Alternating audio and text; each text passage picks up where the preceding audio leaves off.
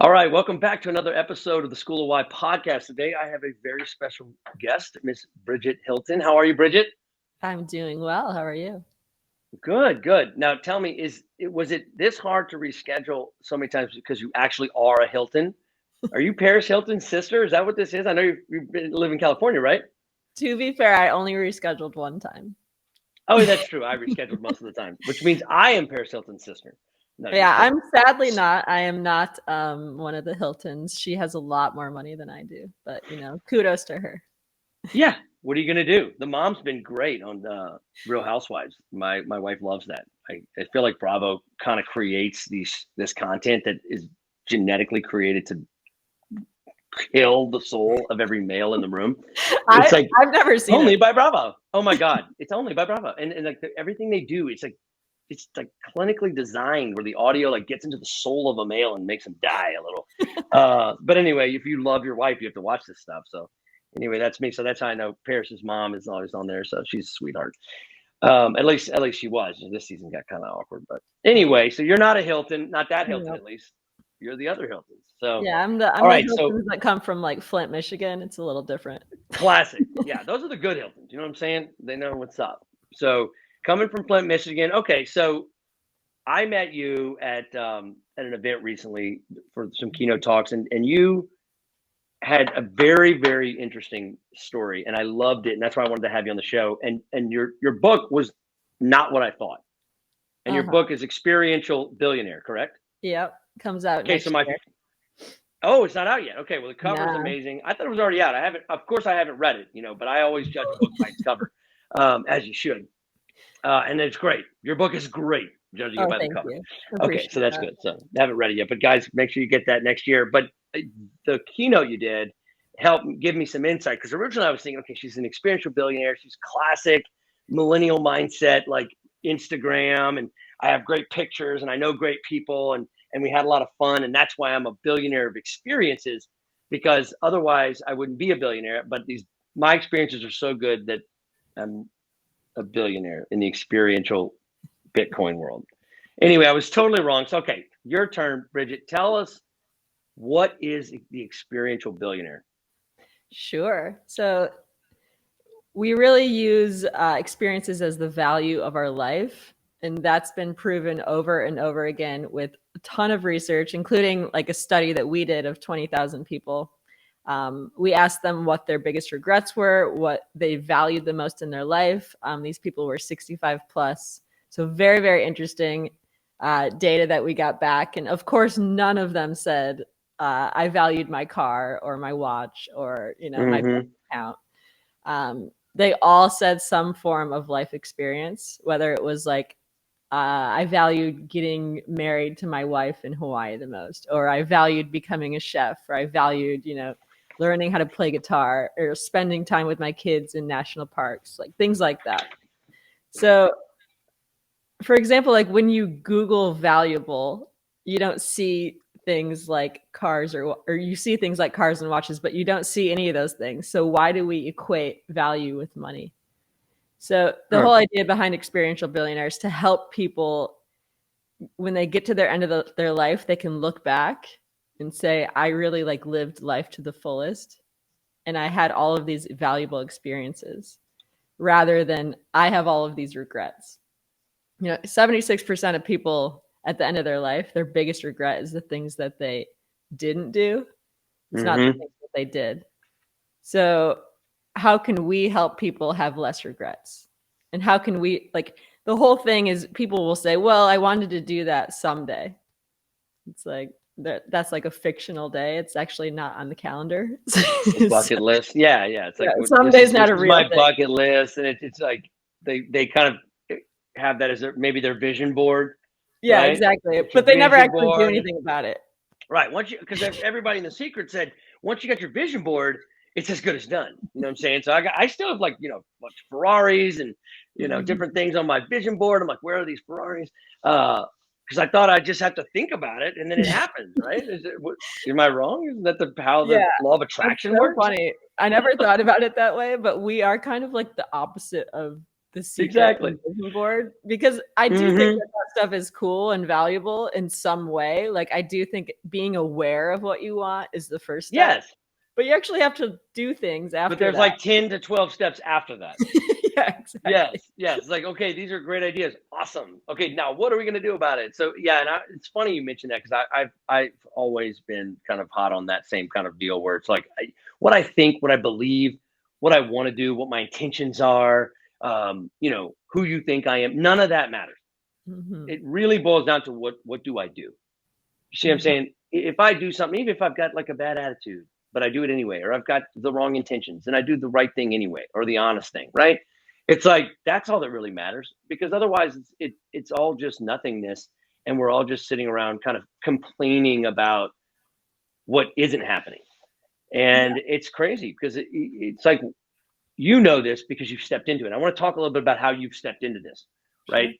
Because I think that's the best way for us to help people that are watching this learn from it. But at the end of the day, once you step into it, you've stepped into it a couple times. And what I'm saying step into is basically the fear, the discomfort, okay, the pain, stepping into those things that are uncomfortable or fearful. I mean, let's face it, like there's certain things that are scary, because like there's a lot of questions that go unanswered.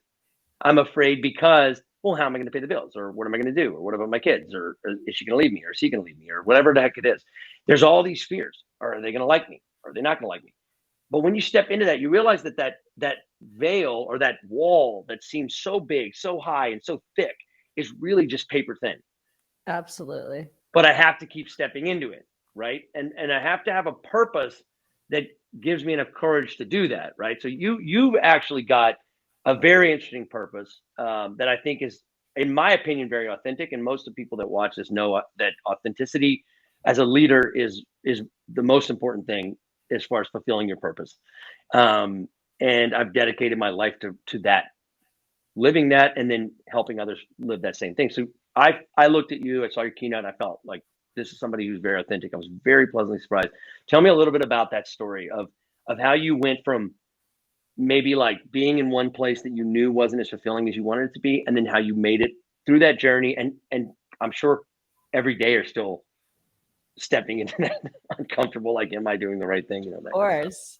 Yeah. Right. Speaking of fear, I just wanted to say really quickly before I go into that, when we asked people why they didn't do the things that were most important to them in their life, they said the top two reasons were that they didn't get around to it and fear. So fear is such a huge thing. And if we can just get past that and, like you said, just step into it, that's it. I mean, that would change everyone's life. It's I call it don't flinch. Like basically, if you just don't flinch, sometimes it's not even, you don't even have to take a step. If you just literally don't flinch and don't even take a step, but do nothing sometimes and allow it to pass, even that is a massive accomplishment. Absolutely. So quick backstory. So I grew up in Flint, Michigan. I have a family that's very into the auto industry, and that's kind of all that they've ever known and done. And so I'm the only one that's not. I didn't know if I told you this, but the technology I built and sold to this public company. Oh, really? It's for automotive. For any specific brand? Or? It's for the tier 3. So it's for all the actual dealer location brands. So it works with all the major brands. So I've not done a lot of work actually with the OEM or the manufacturer side of it. It was more of like the end user of the dealer. That's interesting. Yeah, so what about you guys? So you guys what were your family, what role were they in automotive? Most of them work for General Motors. So my dad just retired like last year, I think, but he worked there since after how many years? 18. Like literally, like everyone I know just watch that stuff. It's crazy. Like I could never start a job at 18 and work there until I was 16. Oh, he started at 18? I thought you said he'd been there 18 years. No, started at 18. So that's what, like 40 years? I mean, it's a long time. It's much longer than I would have patience for. And did he work in like that big, like fancy headquarters downtown Detroit? There was actually. Oh, he's in Flint. Yeah, in Flint. But there's kind of places all over Michigan. Okay. There's like field office or something. But basically that was my background. Very like, my family's very outdoorsy, which is cool, and I got really into that. But overall, like, I didn't really have any role models or anything in my life that were doing anything outside of automotive. So and I had kind of a lot of rough things happening in my life, and I wanted an escape, and music to me was that escape. So Interesting. it was something that I just like felt so deeply passionate about, and I was hardcore obsessed. Like all I did was like study musicians, like read their biographies, listen to records, like, listen to radio, go to concerts, etc. Like that's literally all I did. So when I was growing up, that's what I wanted to do with my life, is to be in the music industry. And it was like my number one dream. So obviously I didn't know anyone. I wasn't like friends with A-list musicians or CEOs, right? Like that in Michigan. But so I didn't have any connections or money or anything like that, but I had this dream that I wanted to get out of Michigan and like move to Hollywood at some point. So I basically did. How old were you when you did that? Huh? How old were you when you moved to California? I was 21. But so basically right before that, I did all of the jobs that you would never want to do and no one wants to do. Like pick up trash. Wait, now, were you an artist at all, or you just wanted to be in the business? No, I mean, I play a little bit of guitar and stuff, but I was never an artist, I would say. I just wanted to. You weren't like trying to go out there and get in a band playing guitar. No. Okay. I don't think anyone would listen to For some reason, when you talked about this, did you see Rock of Ages, the like 80s spinoff? I loved Rock of Ages. Okay, yeah. I mean, how could you not? But I don't know why, when you were just talking about this, that's all I could think of was Rock of Ages. Rock of Ages. I want to rock. Yeah, okay, so that was the glory days. So you moved in when you were 21 after doing all kinds of random jobs, most of which included food or something. No, it was all like hospitality or what? Yeah, it was all music related. Like, okay, cool. You're a waitress. Classic story. Good backstory. Here we go. Like, okay, I clearly can't read minds. I'm really good at reading people. It's definitely a restaurant job. Nope, just kidding. Yeah, I was never a waitress, although I think that's great for people to do. But I did things like pick up trash at concert venues and like run and get coffee for people at radio stations. Nice. And like, I sold like t-shirts out of vans on tour, and a lot of glamorous jobs like that. And then eventually I got a real job at in the mailroom at a record label. And, that's right. Yeah, which record label was it again? Universal Music Group. Universal Music Group. So now we're switching from Rock of Ages to Elf, the Christmas movie, right? I don't think this is where my dad meant to send me. It doesn't look like the North Pole. Yeah, and it was. Is that kind of how you felt? This doesn't look like the North Pole. Like you kind of were thinking it was going to be different. So yeah, I worked in the mailroom in Detroit, and then they ended up shutting the office down, and so I basically was forced into, in a good way, moving to Los Angeles, which was the best thing that ever happened to me. Like getting laid off there was nothing against Michigan, but yeah, here we go. California. Yeah, I was like, hell yes, let's go. And obviously still had no money, was, had like 5 roommates in like a crappy little like North Hollywood. Oh yeah, that's the only way. I never forget the first time I went to Hollywood back when I used to be a musician. It was like making records in Nashville. I was like, went to LA and knew a couple people. It's all people's daughters. It's like this guy from the Eagles' daughter. Yeah, and I was like, I don't have it was like 4 or 5 people that were like 21, but they look like they're 14, so they're Disney stars. Yeah. Like this is the guy that Disney show. Let's go. Oh, cool. So it's like, were you in a lot of that kind of stuff? Oh right? My god, somebody's daughter, somebody's in Disney. I had never even been around that. That was so new to me, and I didn't come from that. And then I met all of these people that knew all these people, and it was like, somehow they're tied with 1 or 2 degrees to someone who's famous. Yeah, and I was like, not me. I live with 5 random people. Well, no, now you're the friend of the person who's the daughter of the grandfather of someone in the Eagles. Exactly. It always comes back. It's like that's the first thing they tell you. Hi, I'm Frankie Russo, and I'm the son of the neighbor of the cousin of Pele. The soccer star. Yeah, it's literally all of Hollywood is someone's relative. Oh my God, it's amazing. It's amazing. Every elevator bio is just who you know. All right, keep going, keep going. Yeah, You're so in the music business. You're in the mailroom. How long do you stay in the mailroom? only a little while. And then when I Thank moved to God. LA, I had all kinds of jobs. Like I was an assistant at first, and then I was in marketing and in sales and all kinds of things.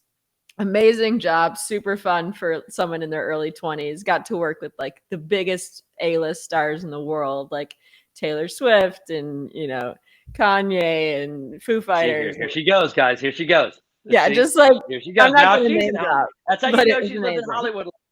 I got to Taylor Swift. I got to work sweetheart. with the daughter of an eagle. No, I'm kidding. No, seriously, I bet you did. I bet you did. Probably. One But time I was standing backstage with an eagle. Not an eagle musician, a bald eagle. an We were actual backstage. eagle. Me and the eagle were backstage, but it's still an eagle. Okay, so you're working with the hot stuff. I loved this part of your keynote because you're like, okay, wait a second. All right, she's like, know some people. Cool, I need to get to know her. Maybe you could introduce me to that person one day's assistant. That person's assistant, obviously, not the person. Yeah, it was a really cool job for someone in their 20s. And then I kind of was getting like, I don't know if I want to go out to shows every single night and like live in a crappy house and do all these things. Because even though the music industry is incredible and you're exposed to so many things, you're not like really making enough money or anything to survive. No. At least in my case, at least in Los Angeles. Very expensive. Not to mention like you're not making money and you're not on stage. Yeah, so you exactly. don't even have like, you're like hundreds in a of people, cubicle like gushing over you because they love you so much. You don't even get that added value. Being loved by many. Yeah, so I was very grateful for that whole experience, but I was also I always had something in me that was like, I want to start my own company. And then this one day at work, I actually saw a video on YouTube of this woman that was the same age as me that was hearing for the first time. Wow. And it was like this big viral video.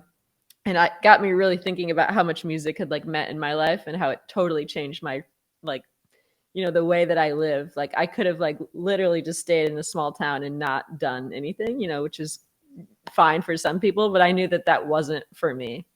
And so when I saw this video, I thought, why isn't anyone in business like helping this issue? Like hearing is the number one disability in the world.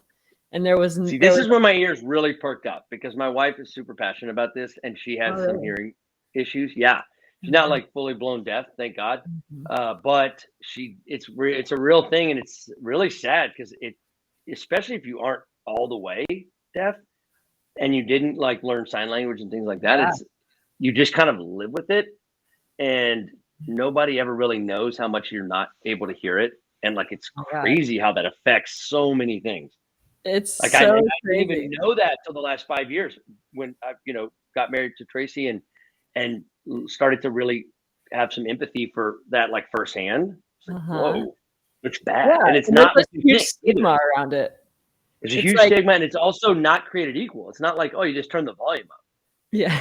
You know what I'm saying? Like some of them, it's there's a lot of you're starting to see that you were inspired by it and touched by this person hearing for the first time. And so something inside of you said, I want to be a part of that. Absolutely. I was like, wow, if I could just do that for one person, like I would feel so good and fulfilled. And if I could just see that like miracle happen in real life, like that would be my dream. And you're how old at this point? The moment that you realize that you kind of maybe want a deeper 26. purpose in life. 26. Yeah, there you go. Yeah. That was the same year for me too, that I really was like, okay, because as a young person, I had done some different things to help people. My parents ran homeless shelters and things like that. Oh, wow. So I knew innately like what it was like to help people that were really poor and in need, and couldn't help themselves in a lot of ways, or maybe they could, but they needed help helping themselves. So I get that. And it wasn't until 26, 27 that I really had to kind of like rethink it, because I went kind of on that same journey. Like I want to be a rock star, or I want to be rich, which don't go together. I had to quit being a rock star to get rich. But then that failed, that's a story for another day. But then I had to really look at like, what the heck why am I here? So it sounds like you had that moment kind of at the same time, 26. Interesting. Absolutely. Okay. So you have this moment, you're like, is this, I mean, you probably weren't thinking as clear as you do now in hindsight that like, no, this is the moment. Yeah. You're not thinking like, this is the moment. This will be my purpose. No, I was just like, that's so cool. You were just touched. someone can be raw helped with like inspiration. such a simple thing, you know? And I Yeah, was like, why? beautiful. There was all these companies at this time, like just starting, like the Toms and Warby Parkers of the world. And they Right. were all doing cool things, but no one was doing anything with hearing. And I was like, this Yes. is such an important thing that's so stigmatized for no reason. Like it's Yes. not a sexy quote unquote cause, right? It's like the people No. at the time, like a charity water, like Well, that it's was not sexy. Africa either. It's not like everybody gets a pair of shoes in Africa. Thank you. It's literally everywhere. Yeah, his is so obvious. Like, yeah, for every shoe you buy, we're gonna give a small child in Africa some shoes. Like, Jesus, I gotta buy some out of guilt. This is like, you don't have. It's a little bit different, right? Oh yeah, Man, and it is it's like giving it someone a is weird. scent, Yeah. you know. Well, everybody wants to hide it. You're basically trying to hide it. Like, and the better the hearing aids get, the more you don't see them. So the idea is like, how do I like solve this handicap and hide it as best as possible? Yeah, it's really sad. It's really sad, and it's not only just stigmatized; it's also extremely out of reach for people in developing countries. So Yes. in the US, like there's programs and stuff for most people that they can take advantage of. Overseas somewhere, like there's literally like kids that we've met that, they're 18, they've never left their house because their parents don't know what to do. Their parents are like, well, this kid They can't never left hear. the house because they can't hear. Mhm. And they're scared that they're gonna like not hear something and get hurt. Yeah, it's crazy. So That ever is since, crazy. I had this idea, I wanted to help people that couldn't hear because music was so important to me. And I was like, I don't know where I would be without music. Like, I don't even want to think about that. So I obviously didn't have any money to start a company or anything like that or give $1 million to this charity. So I thought of how can I make money to give to this nonprofit and like help give people hearing. And at the time, like, I was very ignorant to the fact that like the entire electronics industry was ran by like the top 5 companies in the world, like Apple, Sony, all those companies. But I had the idea, why not start a headphone and speaker company? Being totally ignorant to the fact that that was extremely difficult to compete with these companies. Right. Hello. But we did it. So I met my business partner, Joe, around that time, and we started a company called Listen. So we make headphones and speakers, and we give proceeds to Starkey Hearing Foundation. And it's been a long. And they were the ones who were helping you, like with the fulfillment. Yeah, with them, and we traveled around the world with them for the last 10 years. To make a long story short, and I love it. have given over 50,000 people hearing for the first time through the sales of our products. So that's incredible. It's been so amazing. I mean, truly, I thought when I first started, like if we could just have one person here for the first time, like I would be so fulfilled and like my dreams would come true. And it's at 50,000, like on the ground. We've been to like 25 different missions. Like we've been to almost 50 countries, like all over the world. So it's incredible. Yeah. I remember hearing that part of your story and I was just like, so like, yes, this is awesome. Like that was, cause that at that conference we were at, there was a lot of different people doing talks and stuff like that. And it's easy to be like, oh gosh, yeah, I've heard this before. And I'm thinking, here we go. Here comes the millennials, the experiential billionaire. She's going to just show a bunch of Instagram pictures. And then when you came out with that, I was like, oh shit, I totally underestimated this thing. This is that's my superpower, is being underestimated. Yeah, because my whole belief in life and where I devote myself to, it's mostly on like the drug addiction and alcohol side of things, is to be firsthand, not donating money or anything like that, but like firsthand being a part of it. So like being in that with it is everything. Like the giving the money is nowhere near the experience of actually being a part of someone's life now that you help them go somewhere, whether it's get hearing or whether it's, find sobriety or whatever it is that you're doing. Like that is absolutely the gold standard of like what you, number one, take with you on your deathbed, right? You remit. Those are the things that we talk about on our deathbed, no questions asked. Like, and when you already have that as part of your life, that's everything. That is life. Totally agree. Because all we have is literally today. Our entire life is today. That's it. Mhm. We can't go back. We can't get to the forward. So it's just today. It's like, so whatever I'm doing today, that is my life. That is, I hate to say this, but I'm going to say it anyway. That is my bucket list. Oh God, I did it. But that is, it's like, I don't like bucket lists. I don't like vision boards. I've already like tried all the different like cults and like, you know, kind of settled back in on some of the more basic practical things I can do.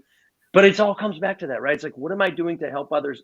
Not for money and not for even like some sort of prestige or power.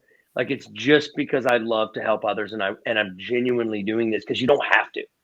Exactly. You know what I'm saying? You don't have to. You've got a great product. You wouldn't have ever had to do this to have a successful business and make a great living and probably make more money. You know what I'm saying? Because you basically gave away your whatever you were making from this.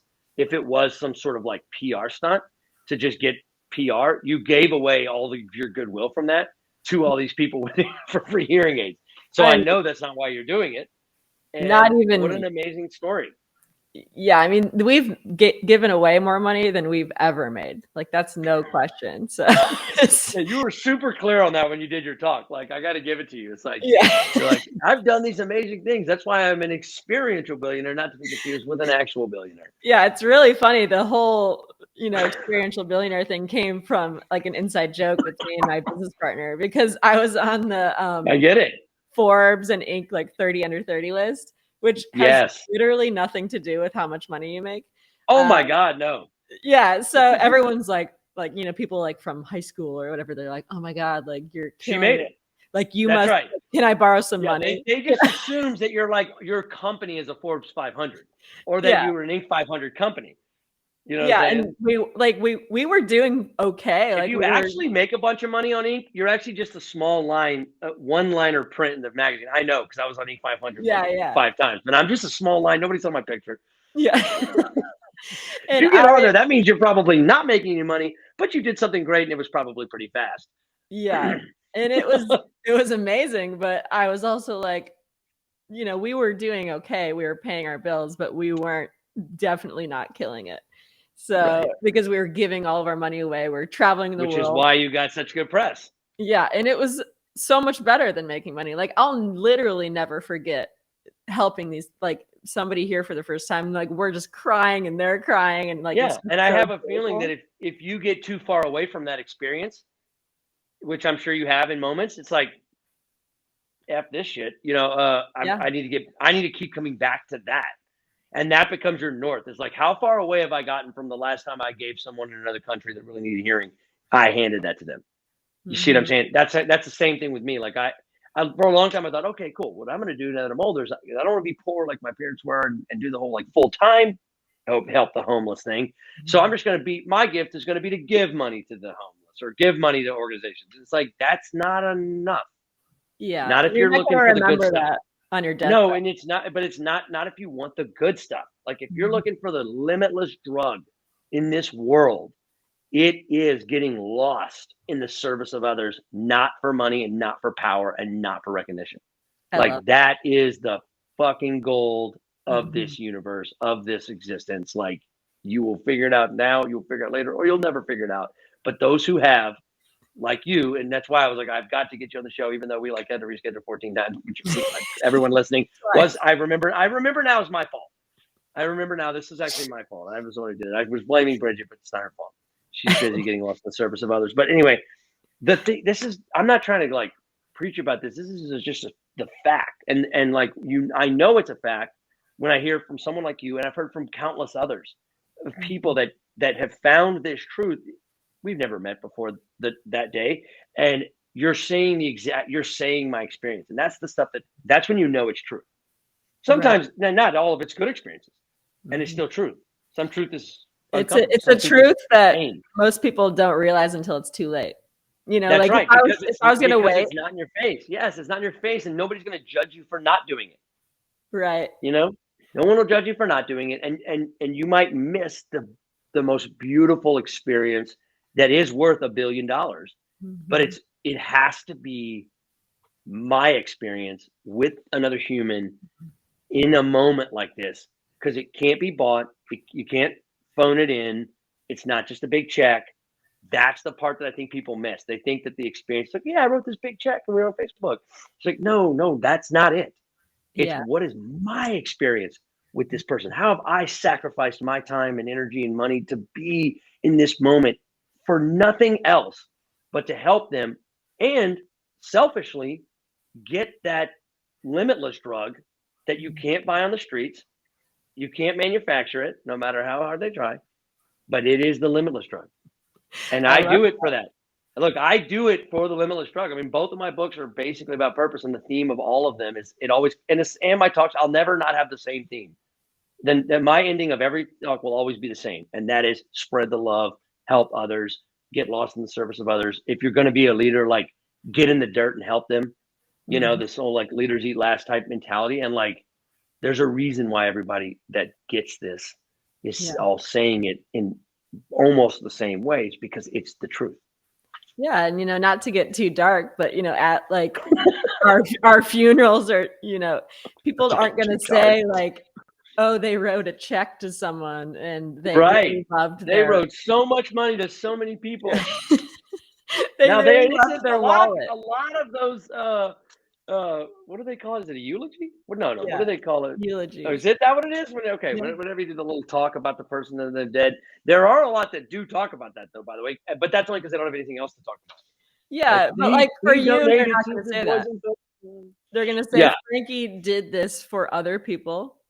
For this many people. Family. Yes. And they're never going to say, oh, he wrote a check and it was really cool. So that's right. It. or like made the Inc. 500 list or was an author or something. Yeah. No one is going to say that. Nobody gives a crap. Because by the time we die, hopefully we're going to die old. And by that time, we will hopefully have given up on all that nonsense for 20 years and be living the like retired life, hopefully. You know, and by that time, we definitely won't care. And I'm already kind of there. Like at 41, I hate to ask this because you know you're not supposed to ask a lady this, but how old are you, Bridget? 37. So we're about nice. Okay. Yeah. Very good. But, I don't know if is that still a thing? You're not allowed to ask a lady their age. I feel like that's weird because why does it matter? You know. Well, yeah, because now it's like, well, was you saying that it matters that I'm a lady? No, why does it matter how old you are? Like that's just a true thing. You know, it's not something I can change. Exactly. No. Yeah. I had a feeling you would be someone that embraces exactly where she's at. I'm proud of like that.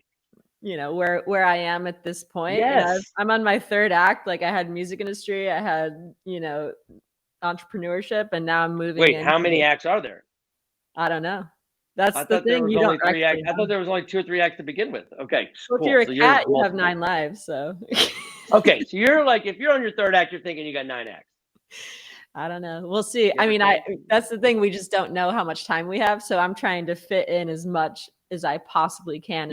Maybe it is the final act. Who knows? Yeah, you have to live like, you know, this is the final act, and that's another one of those things that like, unless you live like it's the final act, you're not going to do these things. Because that's why my big thing has always been why. Because it's the one question you don't have to ask to survive. You have to ask, what are we going to do today? Where are we going to go? How are we going to do it? When are we going to be there? You could go your whole life and not ask why. I love that. And you survive. Why is the one question you don't have to ask to survive. But if you want to live and you want to live limitlessly, you have to ask that question. And you have to make yourself ask it because nobody else is going to make you ask it.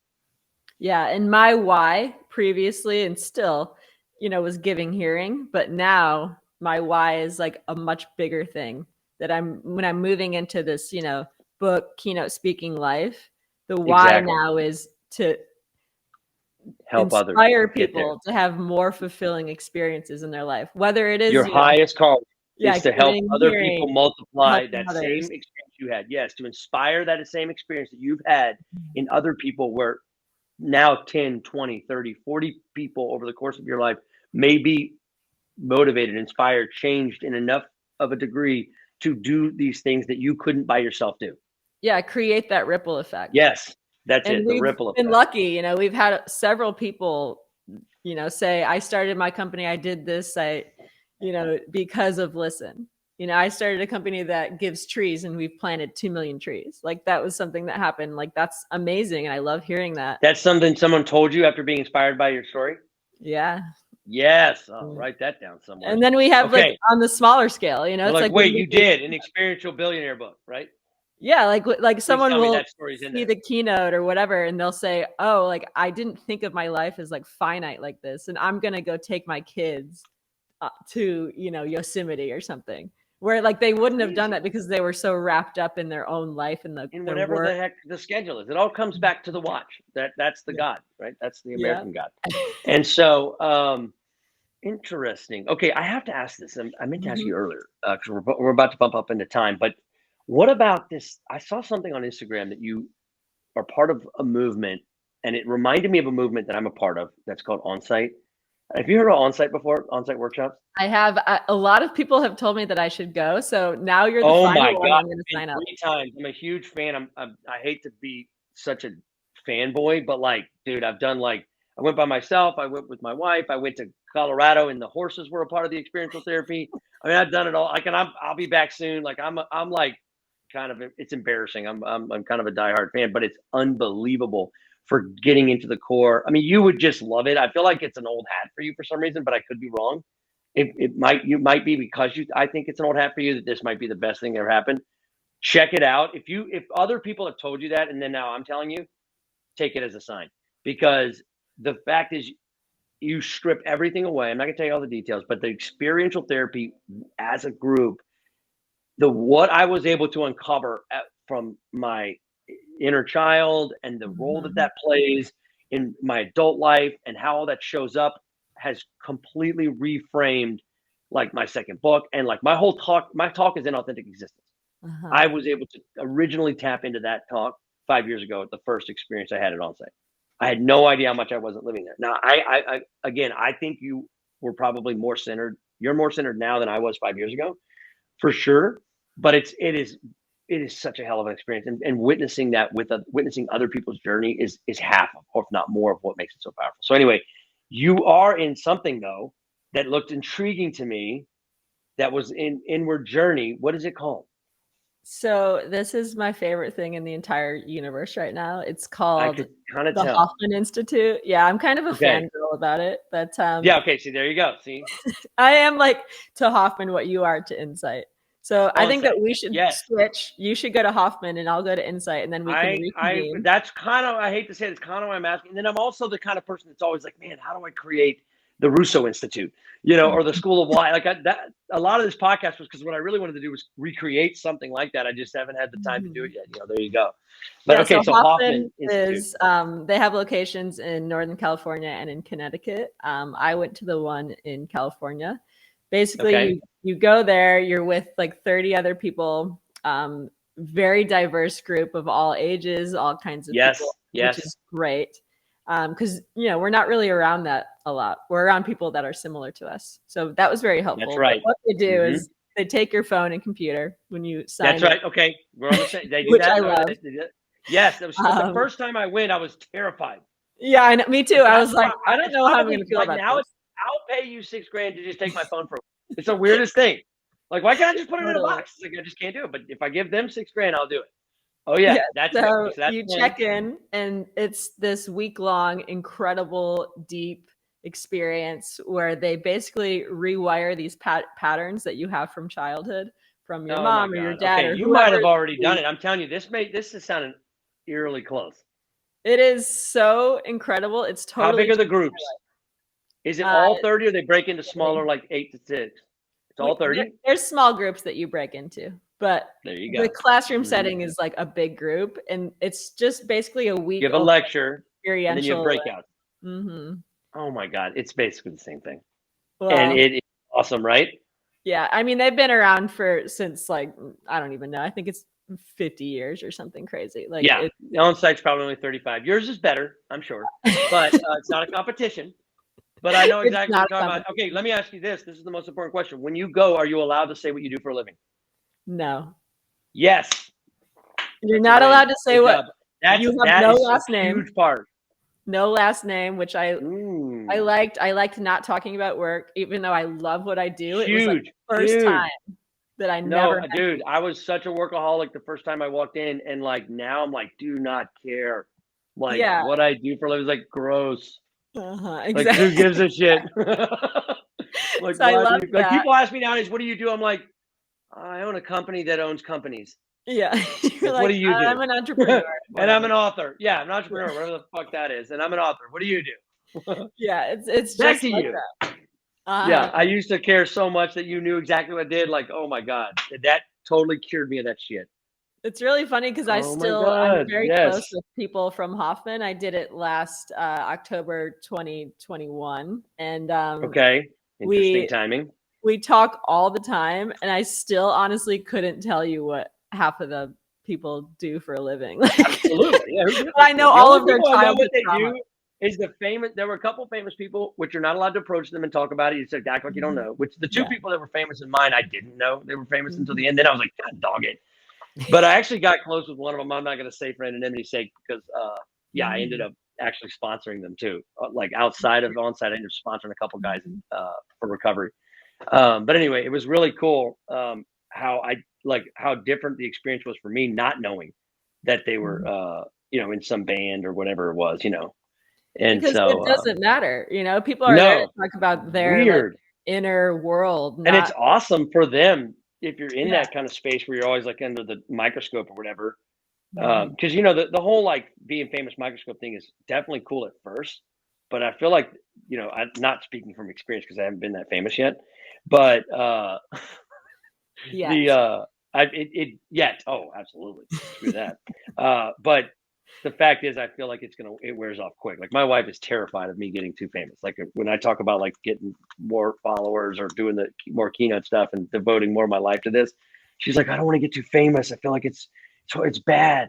If you get too famous, like it's fine, baby. We're not gonna get that famous. Like it's a Yeah, keynote it's speaker. pretty hard to, like, get super, super famous these days Yeah, it's because like it's only so like Tony fragmented. Robbins and like a couple other people are like super famous from being a keynote speaker. Yeah, exactly. That world, like, I'm not scared of being famous in that world. Like, it's way Yeah, worse when you're, like, on reality TV or something. exactly. Yeah, that's really what it boils down to. When you're famous for no real good reason. All Yeah. right, so we are definitely bumping up on time, but this is awesome. This is exactly what I wanted to do. Is there anything you want to leave us with that like you we didn't touch on, or that you're going to be like, dang it, I wish I'd have said that on that podcast the other day? No, I'm very grateful to talk to you, and, you were one of the first people that heard my keynote, so I was excited to, Hell spend some yeah, time it with you. was so on point. Like, and I don't just say that. Like, it was definitely the best keynote, other than mine, of course, that day. Uh, but no, but seriously, I mean, just it was just on point. I was just like, what just happened? Like, this is like I was definitely like, this is worth videoing. That's You know, so wonderful to hear because I'm very new to this world, so of course. that's very encouraging. Thank you so much. Yeah, no, you're on the right track. I can't wait to see your speaker reel. How's it going, by the way? Are you getting close?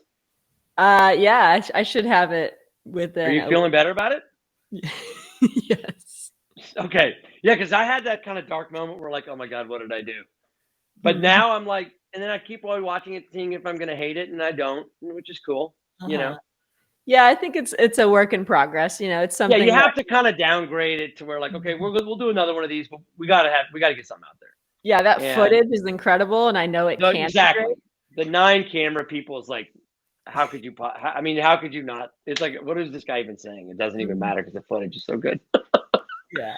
Yeah, I Oh talked to yeah. him about it yesterday, so we'll see. Okay, good. Yeah, I finally got it out. I'm excited. I will tell you, when you're talking with people about doing a keynote and you have it, it's way easy. It's like, oh, look, this whole thing, here's a little reel. Like, this is my reel. It's not a big deal. Like, just check this Mhm. out. And like, if you want to hire me, I'd love to help you out. Yeah. It's Whatever. It's hard this to old not, reel like, right here. compare though. Like, I've found that, like, mine, I mean, I'm very, very beginner, and then I'll watch, like, Ben Nemtin, and I'm like, "Oh my god." Oh no, no, no. You can't watch Ben. You can't even watch that. Turn that off. No, some of these guys, no, you can't. It's just a mind fuck. Yeah. Okay. Because it's like so on point. It's like, but he's had 10 years of curated. I just Exactly. got here. It's like, Mhm. So I'm but trying to no, not do that, but it's no, difficult. it's a very difficult. Yes. All you can do is just keep leaning into yourself. Keep being as authentic as you can with yourself. And like, If that means we grow fast, great. If it doesn't, see, you and I are, I think, are in the same boat. Is that, and then we'll close with that, is that we're both doing it because we really want to help others, and we're not trying to get to some magic number of revenue or Not like at how many all. we do. And so that it's gonna hit different for us because we're so passionate about that. We want it to be perfect. And I think that at the end of the day, that's gonna be what makes it, long term. I don't have some number I want to get to, like I gotta get to 75 by the end of the year or some crazy shit. It's like I just want to do it. That's why, awkwardly enough, like they're like making me do a high rate. Like I'd rather do a lower rate. Have you bumped into that yourself? Not Where yet. like you're like, man, no, where you're like, don't really like having a high rate because you'd rather just help people. But Yeah, they're no, like, you the kind of have value to for in me this is business. like when I'm off stage and people come up to me and say, I'm gonna go do this because Yeah, of like that. that's what I'm doing That's this for. So it's like amazing. but it's weird. Like you have to play the game to get to the right places where there's people that actually could take what you're about to inspire them on and do it. So it's just part of the deal. So, well, look, it's been incredible having you on. How do we find you? Is it experiencebillionaire.com or? Sure, you can go to experientialbillionaire.com or my name is bridgethilton.com. So Oh, you got your own beautiful and got your own little deal. And then obviously you're Bridget Hilton on all the major social media, mainly TikTok. Is that kind of what you're crushing now? You're kind of focused on the TikTok market? honestly, I need to start doing that. I have kind of Oh, avoided. dude, I'm right there with you. I'm like, dude, if I'm the old guy that's still on Instagram, that's like somehow old, like whatever. I'm cool with it right now. Like, just call me the old guy on Instagram. All